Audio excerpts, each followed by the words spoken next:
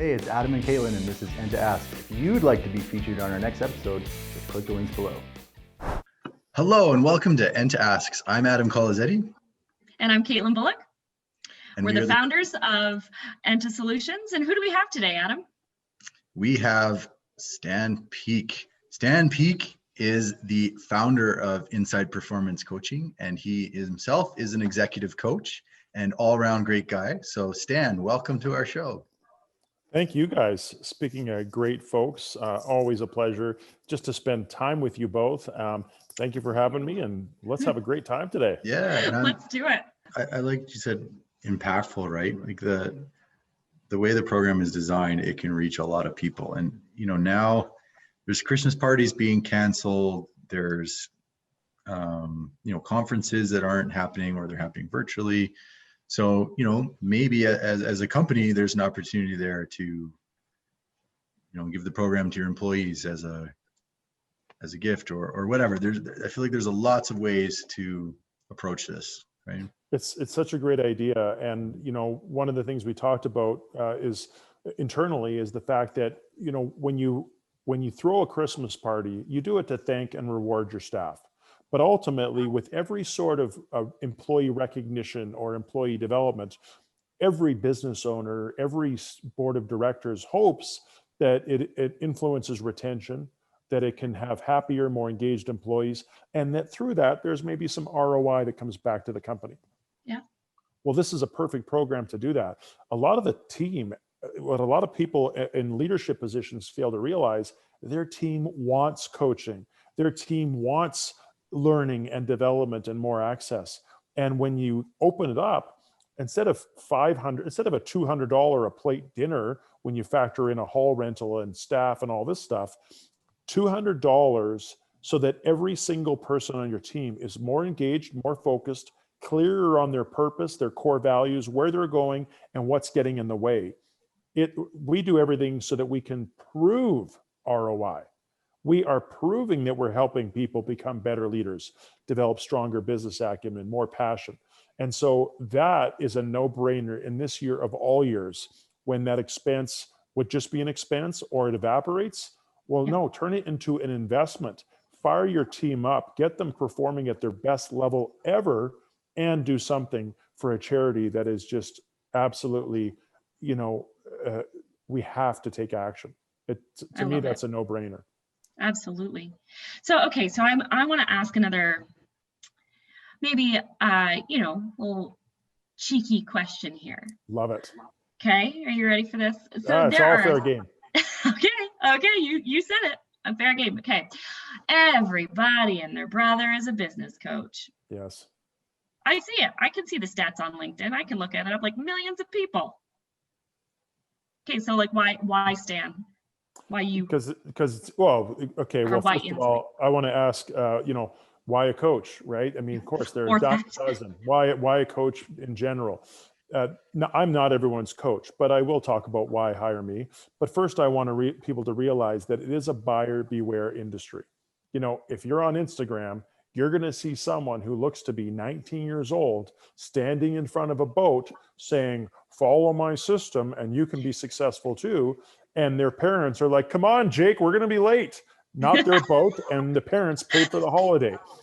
So, I mean, come on. I started my first business at 21, and there is no way I knew enough about business to be a business coach at that age. And I would say that I'm pretty studious and I take what I do seriously. And as you said, I'm pretty passionate.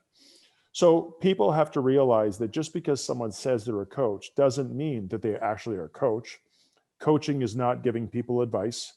Coaching is creating a safe space for people so they can bring their whole self to that engagement, their goals, their challenges, their fears, their issues, what's getting in the way. And we can work through that so the coachee or the client can come to their own best conclusion. And then a good coach can support them with strategies and actions on how to realize their goals. So is this certification? Is it like if you? There is. Personally, I'm certified by the #1 executive coach in the world the last 2 years in a row. His name is John Mattone.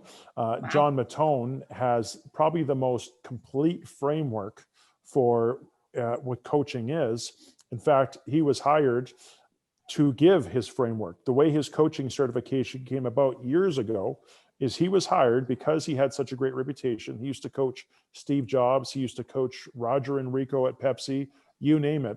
So he was hired to say, you're the guy for coaching.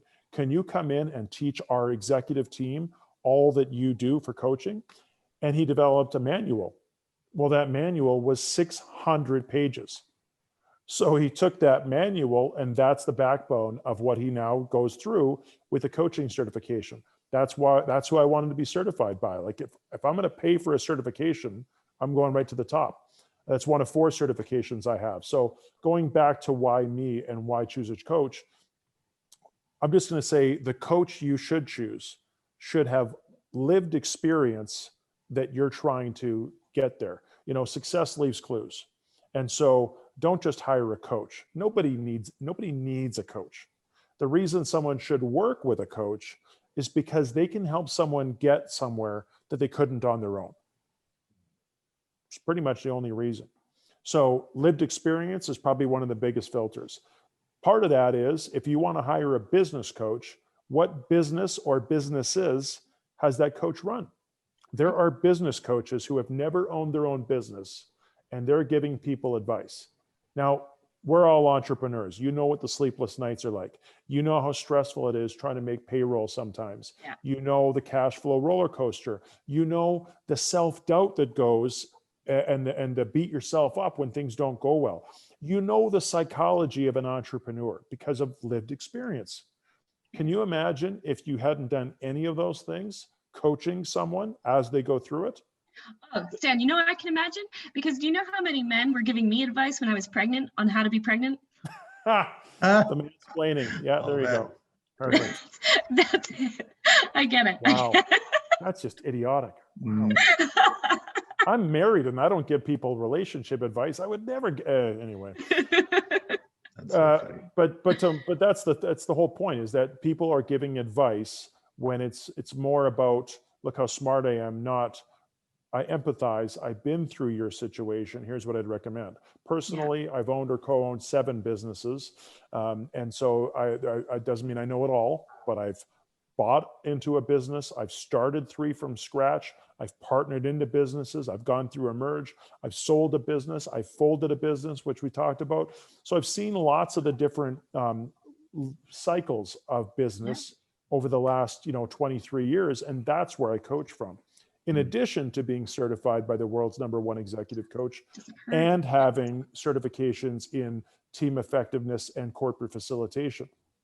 Doesn't mean I have it all. If someone wants a coach when it comes to conflict resolution, I have experience, but one of our coaches, Renata, has a certification in that.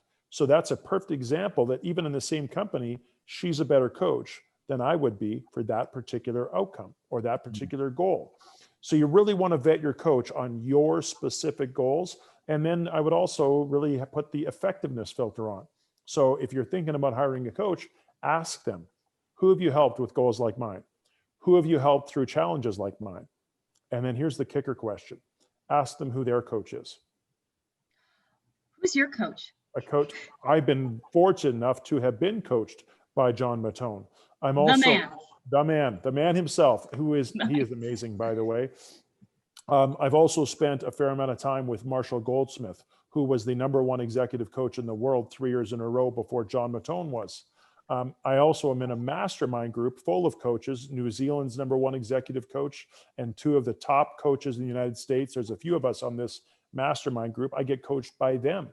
So I actually have a lot of coaches. I had a whole bunch more coaches when I was starting who helped me with advice and structure and the war stories. So I get coached all the time. And someone who is coaching because you need a coach, if they don't use a coach themselves, they're not really buying their own medicine. And that should be cause for someone to be wary. If your coach doesn't have a coach, they're talking out of the left side of their mouth. I like that. I like it. It's a good filter because we're inundated. How do I know? How do I know what it's a good coach? And then obviously there's the personality. Like, Stan, I might just not like you. It wouldn't be the first.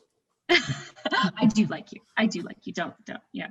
But you've got to have that personality match too, 100%. right? Exactly right. I hope you enjoyed the episode. Remember, if you know somebody that might want to be on Enta Ask, just click the link below. And don't forget to subscribe so you never miss an episode.